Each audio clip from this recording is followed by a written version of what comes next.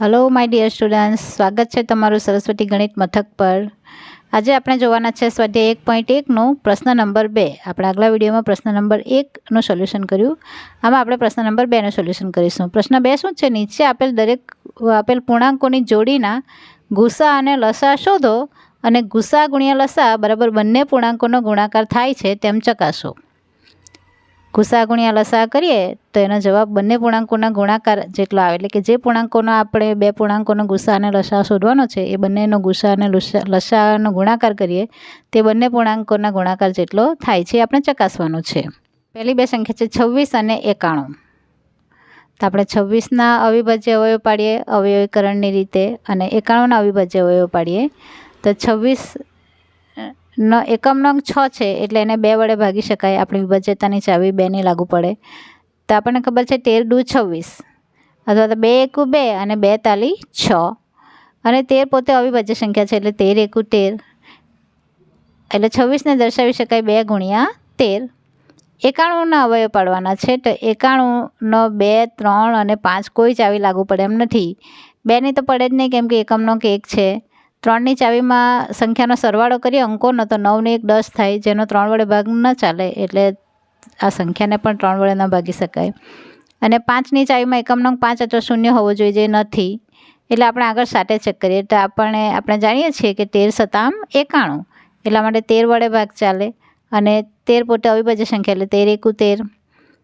91ના અવયવ દર્શાવાય 7 ગુણ્યા 13।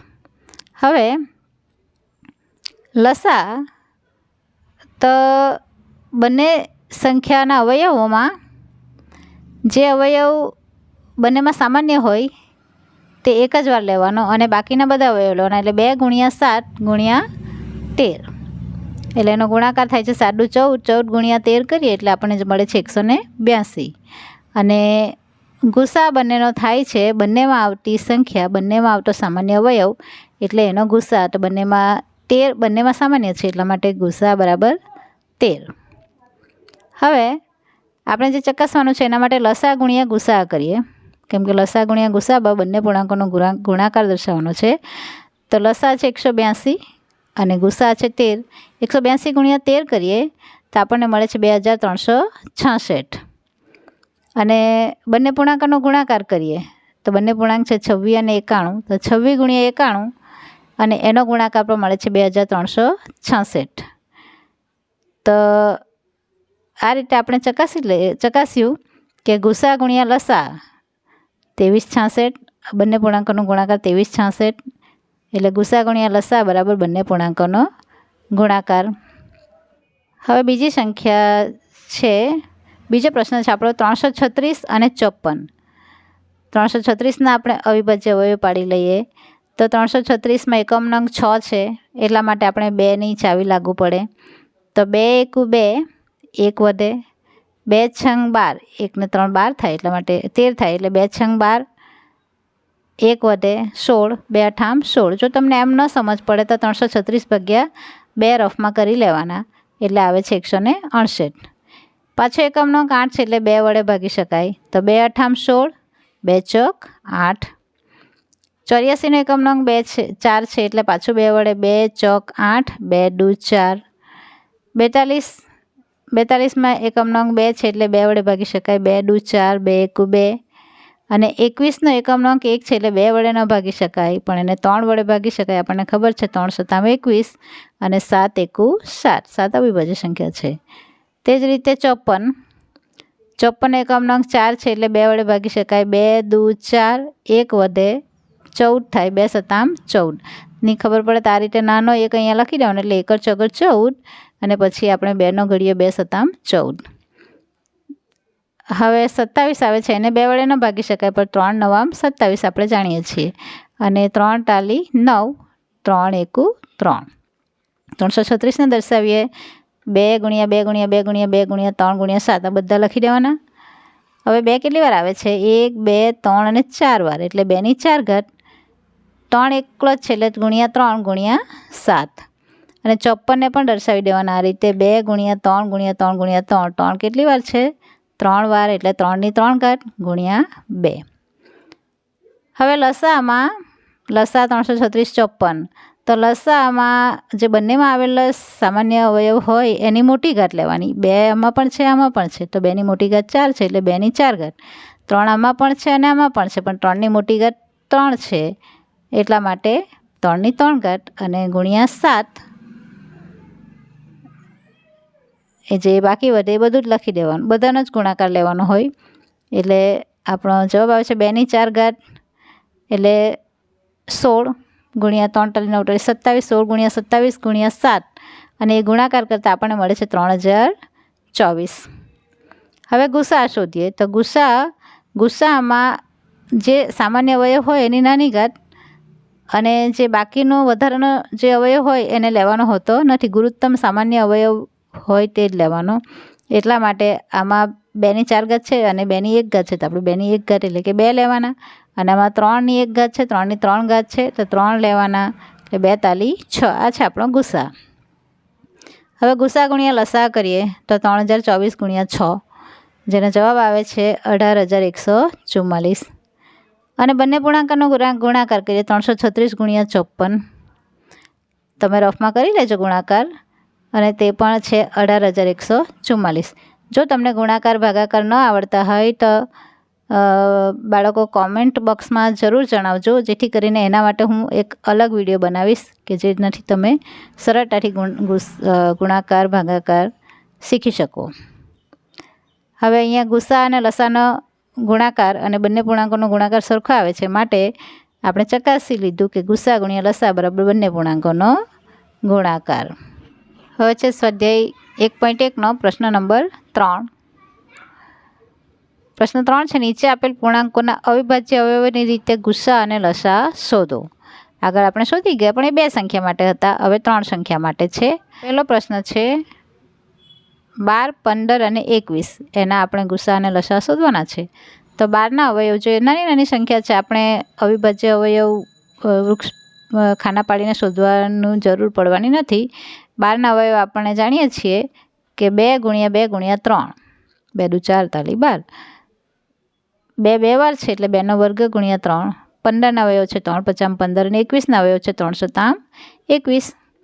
હવે જુઓ, બધામાં સામાન્ય અવયવ તરીકે 3 છે, તો ગુસા થાય 3. બધામાં સરખી જ ઘાત છે, 1 ઘાત છે, એટલા માટે 3 જ. અને લસામાં સામાન્ય અવયવ 3 છે એને એક જ વાર લેવાનો. બધામાં ભલે છે, બધામાંનો બધી વાર નથી લેવાનો, એક જ વાર. અને 2ની મોટી ઘાત 2 છે એટલે 2ની 2 ઘાત ગુણ્યા 3 ગુણ્યા 5 ગુણ્યા 7 બધું જ આવરી લેવાનું, કોઈ અવયવ બાકી રહેવો જોઈએ નહીં. બરાબર. 2ની 2 ઘાત એટલે 4 ગુણ્યા 3 × 5 = 15 ગુણ્યા 7. હવે 15 × 60 ગુણ્યા 7 એટલે 6 × 7 = 42, ઉપર શૂન્ય ચડાવી દેવાનું.